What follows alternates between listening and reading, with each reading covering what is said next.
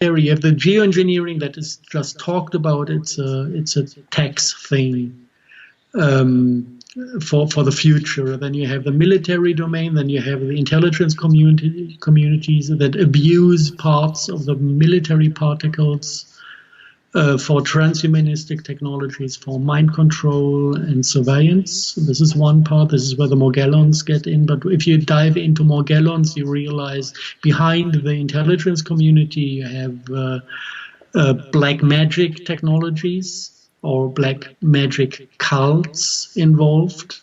So part of the biotechnology they use is involving what we know as demons from former times. So this is kind of getting weird because we think biotechnology is something that popped up during the last century, but actually it's an extremely old concept that is actually not human-made, but just given into the hands of humanity within this black magic interaction between the external source that is not human and the members of the intelligence community that are inspired by black magicians to use this type of technology. So this is what Morgellons are about. This is what the rope worms in autistic children is about. And then once you realize how this biotechnology functions, you realize that there's a shitload of coincidences that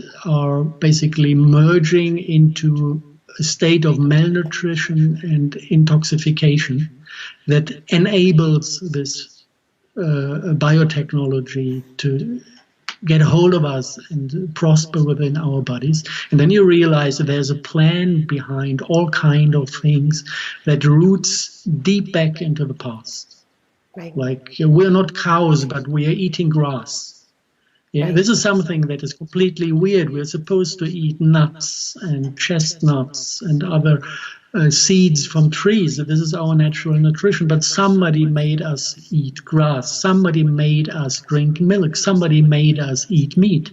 And if you go to the roots of this, you discover that actually most of this somehow connects to black magic cults. Yeah, and this is kind of how you slowly can dive into the past and realize there's a huge misleading path that humanity went down because they didn't know what was happening most of the time. Most of the things you can discover basically appear as solutions, as the rescuing hand in situations. So you grab that hand and don't think twice, but it's always a Trojan horse that is causing the next havoc. And then again, you need a helpful hand and a solution. And when the solution, so most of the things we're going to talk about today is actually what humanity is proud of. But one thing after the other is nothing to be proud of. It's just a Trojan horse that was driving us down a path to hell, basically. And this is where we are about to enter at the moment. Yeah. And what we might do today is kind of take this step by step from the very beginning, understand the Trojan horses, how they work, understand the manipulation, how it works, understand what we lost, because only when we acknowledge that we lost something, we can develop the power to reconquer that part. It's not lost in the outer world, it's lost in self-awareness, lost in consciousness, lost in emotional aspects of our being. This is where things got lost. And this is all part of a pattern and a plan. We can basically sketch it, make it tangible, make it feelable. And if you kind of deeply, if you listen with your heart, it might rip you to pieces in one or the other points, because this is what happens when things are coming to the table that got lost, and the heart connects to this again. It can be painful, it can cause like distortion, it can cause like, oh, I want to get out of this situation, this troubles me, but it's worth it. There is a way through, and there's a time beyond, and this is actually, I think, where everybody wants to get to. Right, right, yes. And it's actually, when you get to the other side, it's actually extremely hopeful, and just we really get to another place, and that's where we all need to get to, and that's what we're all striving for. But first, we're gonna have to go way back in history, and I think that's the important part. And you wanted to start with basically the expulsion from paradise, or the Pandora's box when it got opened. And if we want to start there, and the disconnection from our souls. Yeah. It's a difficult thing because myths get lost in language. We have all sorts of tales and stories about the early past, and people change names. People adopt stories to their cultural background. And you need to kind of very closely look into details to put the puzzle together again. And one funny thing is, if you look at the basic Christian creation myth with Adam and Eve and compare it to the Greek one with Pandora, you start to realize that there are similarities. And this is getting ridiculous when you come to details. For example,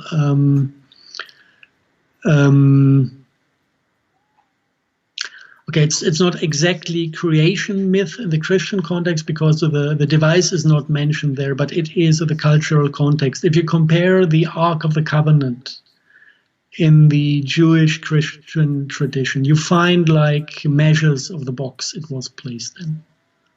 It was a certain type of wood, gold-plated, and then this and that inch long, wide, high. So you get a very precise description. And it is said, if you ask them what was inside, it's a pair of or two stone plates with engraved script. If you look into the Pandora's box myth, what you get is basically amphora made out of clay. This is the closest translation of the original Greek language. That was put in a box out of the same type of wood with exactly the same length, width, and height like the Ark of the Covenant. And also the other things of the myths are kind of similar. If you look to the Christian part, you have Adam and Eve, and hardly anyone knows the true background story of this. Adam had a first wife, Lilith, and actually it was a kind of evil intent by Satan, because Satan realized that Adam is not falling. And but he was kind of fighting with Lilith because Lilith kept him in balance. And so he created a second wife for Adam, an artificial creature that was kind of designed as the perfect sexual match and the perfect match for Adam. And he just managed to convince Adam to expel Lilith and take Eve. I have never heard that story before. I've never heard that before, Harald. Yeah, she was living outside the Garden of Paradise. He didn't kill Lilith, but he sent her away, so she left the garden and lived outside of the garden. And they still were in contact. This is all in the Kabbalistic tradition. You can read these details. And then actually Eve didn't balance him, didn't help him to find the right measures and stay to his inner truth, but he fell under her influence. And with Pandora, it's kind of the same thing. The Greek character that is representing Satan created Pandora to basically tempt one of the other important figures in the Greek mythology, with the outcome that actually humanity got punished. In the way humanity got punished. And also the topic is kind of the decision whether they want to stay emotional beings or go into the intelligence, technological direction. The source of the struggle was that humanity started to use fire, and the gods didn't like us using fire, so this was what it was all about developing mental abilities. If you put the two together, there's exactly one interesting point that completely got lost in the Christian mythology. This is the content of the Ark. And the content of the Ark, or of the box of the Pandora in the Greek, is all the evils of the world. Now, then you can take a third source to jigsaw puzzle around with all these ancient things. It's like, what is the Egyptian pyramid? If you take the measure again of this wooden box, this is the key. The measure of this wooden box is absolutely the key to put this thing together again. It perfectly matches into the sarcophage of the king's chamber in the Great Pyramid. Wow. And once you realize this and you ask yourself what actually was in the king's chamber, it's the crystal of destiny. It's an Atlantean artifact. Edgar Casey had a channeling on that topic, that he visualized the Atlantean cultures, and he said actually they had a set of triangular and rectangular pyramids with symmetric crystals in the chambers, and capstone of a different material that was not described in the Edgar Casey thing. But this is actually what you find in Egypt. You had also the pyramid with the king's chamber, and then in the wooden box there's a crystal that has a certain symmetry that looks like basically the pyramid, whether it's triangular or rectangular. Both types were existing in Atlantis. And then you mirror the pyramid and merge the two figures so that from the side you see a Star of David. This is the crystal form that was in the box. From there, you kind of realize, okay, they copied the design of the Atlantean pyramids in Cairo and mounted the two devices that they had still from Atlantean times, the capstone and this crystal in the king's chamber together. Now, how does this bind to the mythologies again? If you deal with these crystals, especially this cut of a quartz crystal and exactly this geometry, I know scientists who work on this topic, and these crystals self-charge with emotional and mental fields. It's like emotion and thought is pulled into this crystal and up concentrates to extreme levels of energy densities because of just the geometry of the crystal, to a point where it bends space-time because of the extreme extent of stored energy. So this is kind of what the crystal is. Now we start to understand how the myth basically came into life by the degeneration of the understanding of what it is. If you have this twin crystal and you mistranslate from the early Semitic languages, you come to from the twin idea to the twin idea. So you make a symmetric crystal into two plates, and there's something written in it on energetic level, but if you don't understand the energetic level, it ends up as something engraved into it. You know, if you don't know the real meaning, just the words can be misunderstood. Also, the metaphor the Greek people used as the transport amphor. Mm-hmm. It's something made of stone that has a content. Yeah? So if I would be a stupid Greek guy from that time, and I would try to describe a crystal that carries bioenergetic information, and I don't know exactly what the technology is, I would use the metaphor of a transport amphor that carries all the evil of the world. Right. If this is the content. Now we have one problem, and the one problem is actually that In the Hebrew tradition, you have the Ten Commandments written in it. In the Greek tradition, it is all the evils of the world. So it's a completely different content at first sight, but only at first sight, because we need to go tradition. Actually, that in the there is all the evil of the world. Right. If this is the content. Now we have one problem, and the one problem is actually that in the Hebrew tradition you have the Ten Commandments written in it. In the Greek tradition, it is all the evils of the world.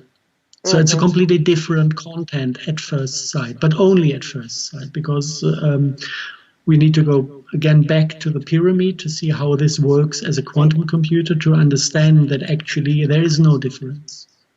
The Ten Commandments are all the evils of the world. And that is what I found so fascinating.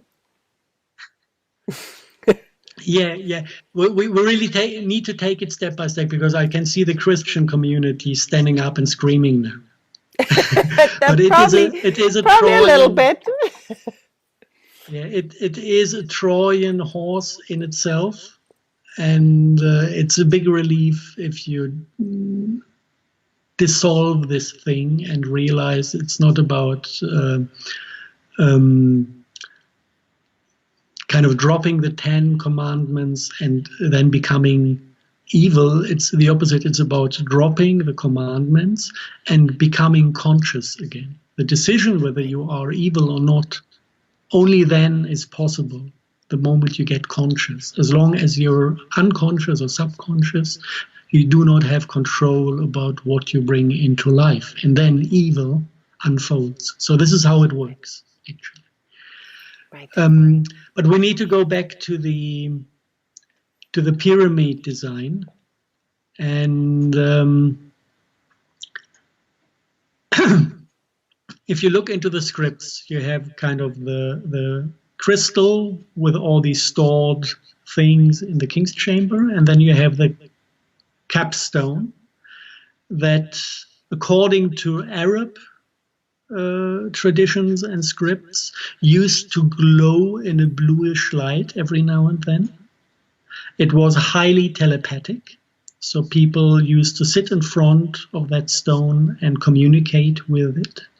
And inside this stone, the voice that was coming, telepathic voice that was coming out, was in Egyptian time associated with Ra, the sun god. But also with the myth of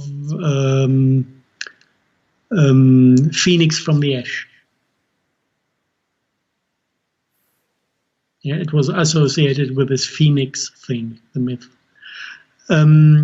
If you look for an understanding, the Egyptian word for this capstone was Ben.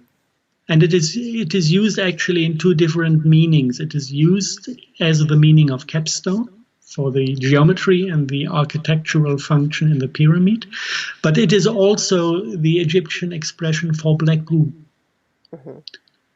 And black goo is exactly this blue shining magical stone with telepathic abilities, where a spirit talks out of it, that is known from all over the world, that is known to be the center and the source of actually all cultures and cults that utilizes blood and fire sacrifice. Wow. So you realize actually the Egyptian god Ra also was one of these bastards that was demanding blood and fire sacrifice from the people he inspired. Yeah, this is basically, wherever you look into, it started early with these black stones. It started in early times when still the women were in power, kind of prior to late Stone Age. I don't know exactly how this was organized. There's hardly any data about that time. But there are, even in Germany, underground facilities that predate any historic event where you could find these blue shining crystals. stored, and then the facilities were completely sealed. This might date back to a point where actually the man of this planet decided that the black magic applications of the female high priests were going too far and getting too dark, so they decided to remove them from power, just to fall for the same thing later. And then the man also went into under the influence of these black magic traditions demanding blood and fire sacrifice. And if you want to understand what this stone is, you need to go even further back to a certain point, because you find this in meteorite crash sites.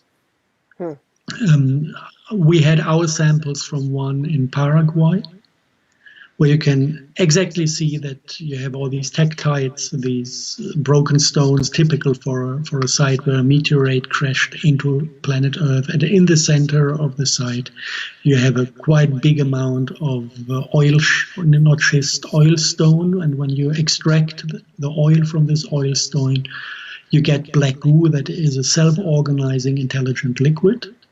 And if you talk to the spirit that is in this liquid, you talk to Satan. You have to understand that a lot of my viewers now are going, whoa. It's a lot. I know. It's a lot, but it all builds on itself, and we're getting there. Yes, maybe it's helpful to understand that this is normal biology of a planet. Our planet also has a black goo. It flows in ley lines deep underground. Sometimes when mountain areas rise, these ley lines are cut off, and then you can harvest the black goo in caves on the surface of the stones when they're pressed through the stones, because they cannot flow anymore after being cut off. You have oil wells in Iran that deliver unrefinable oil. That is also with this intelligence. You had this incident in Falkland, where it was all about getting access to black goo, earth-type black goo resources. You had the deep drill in the Gulf of Mexico that ended up in, I think, I don't want to mention the name of the country, a torpedo that killed the setup. This was about extracting black goo from the huge bubble that is under the Gulf of Mexico, that in Indian tradition is the eye of the planet. Kind of the consciousness power that interacts with higher structures in the universe. So this is like all part of the big fractal of life. So it's completely normal to have black goo. And if you have one black goo that is earth type and one black goo that comes as a meteorite shower down on the ground, you can kind of make the story and understand that we are visited by an alien planetary consciousness. And this is what we regard as duality, because our guest is not very friendly. Our guest is not loving. He's completely mental.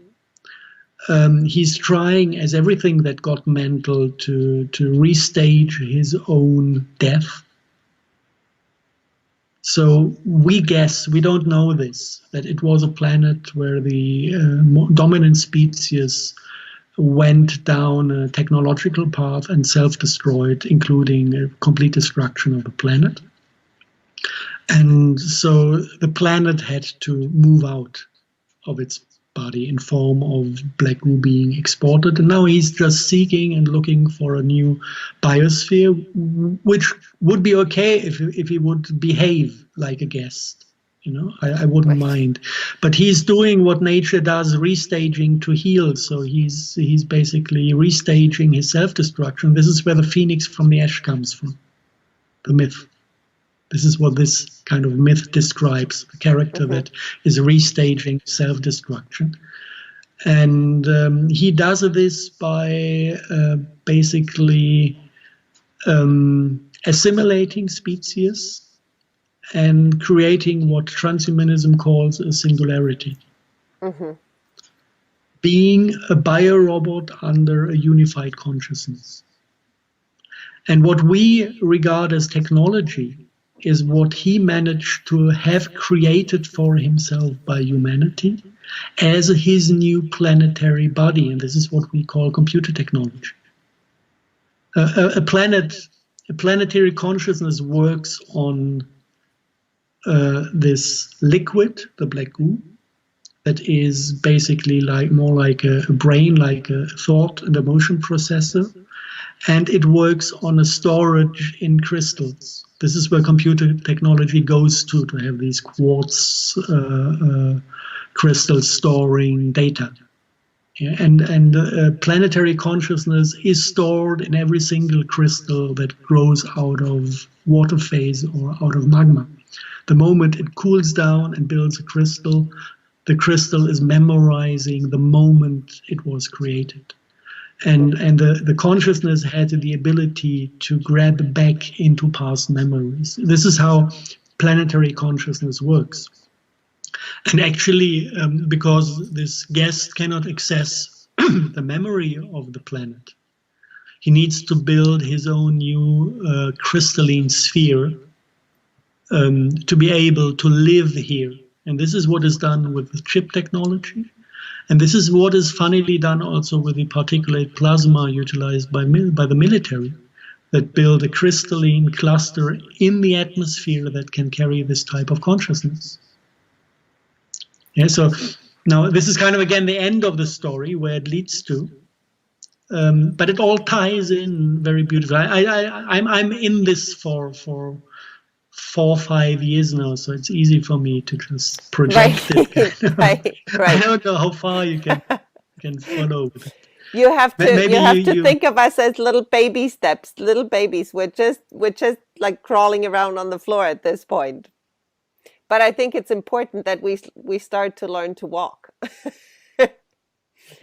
Okay, so I gave you a little bit of the bigger picture. Maybe it ties in, maybe not. We can go to the core technology again, and maybe it helps if I explain how the pyramid works as a quantum computer.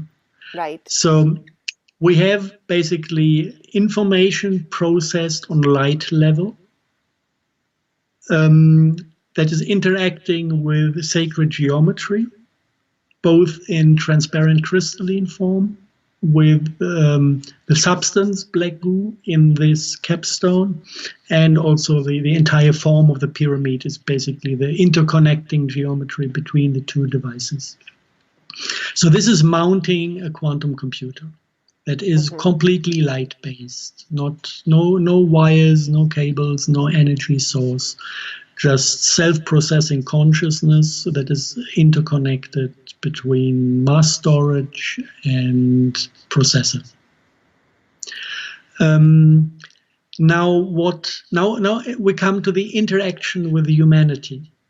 If you look at the Egyptian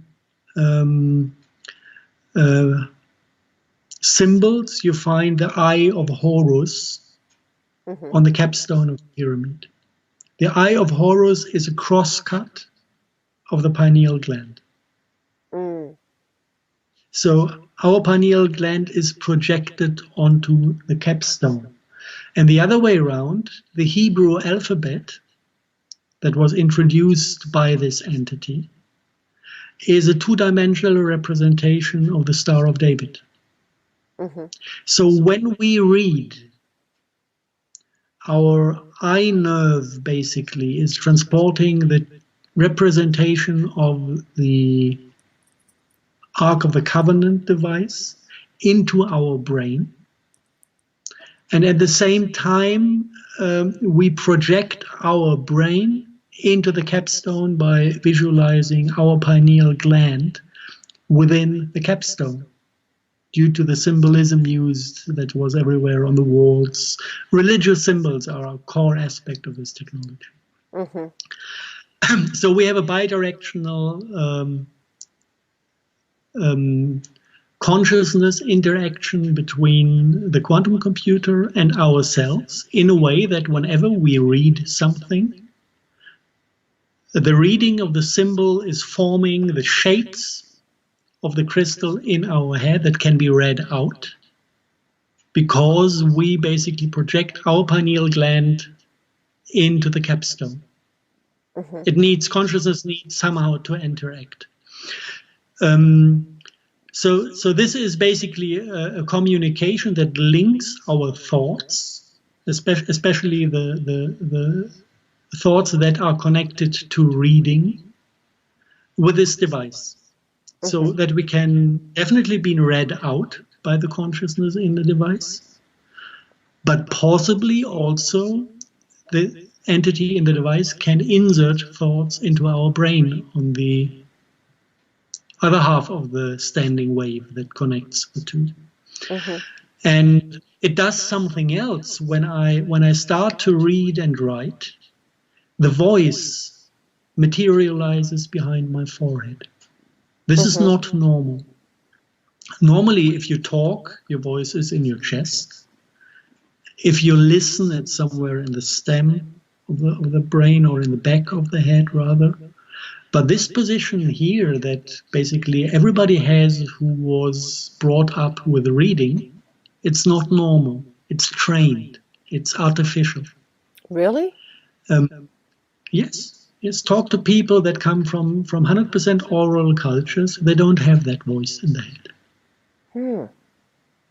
Yeah. This is why we kind of insist on bringing schooling to the third world, because there are still humans living that for the development of the collective resist this process. Because they don't have this voice behind the forehead. And this is what we call our ego. The ego is the artificially created voice.